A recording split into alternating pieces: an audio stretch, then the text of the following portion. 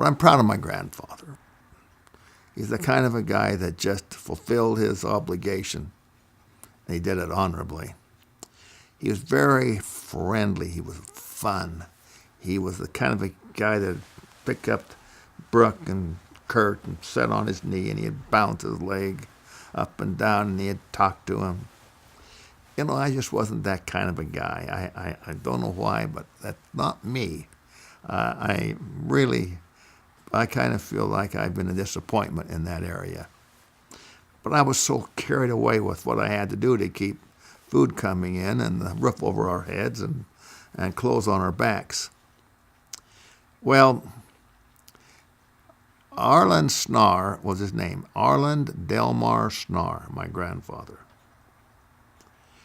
But he saw in me a future.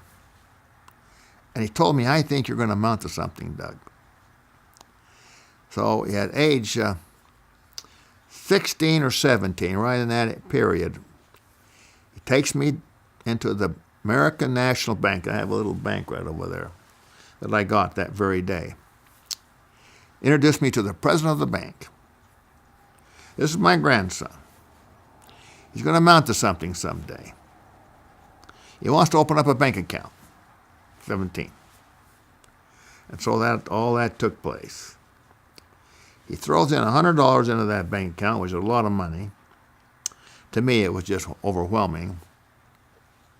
Now, Doug, you pay your bills on the 10th of the month. And if you pay your bills on the 10th of the month and you're able to do that, all the rest of your life, you're going to have credit. And with credit, the world's your oyster. But you gotta do that. And if you borrow from the bank, you got to figure out how to pay for it.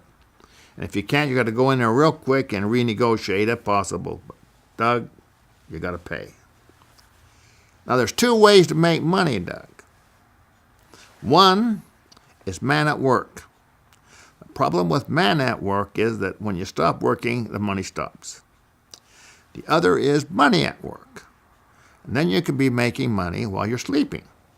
Or if you're sick or something happens, you're still making money.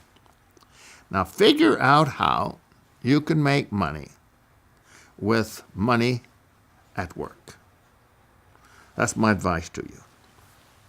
Well, it was from that, and I'll get in that story later, that I conceived the idea of building a billboard and renting it. Now that's being done all the time, but I just said I'm going to be a competitor to those that are doing it. I'm going to get on that gravy train. If there is such a thing, I'll find out.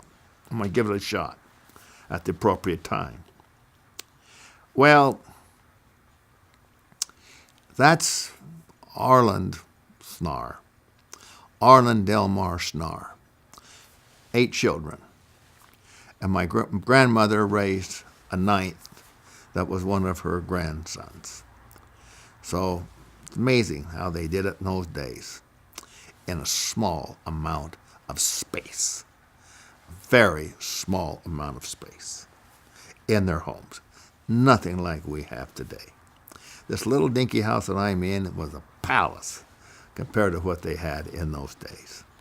Amazing. Well, Arland Snarr,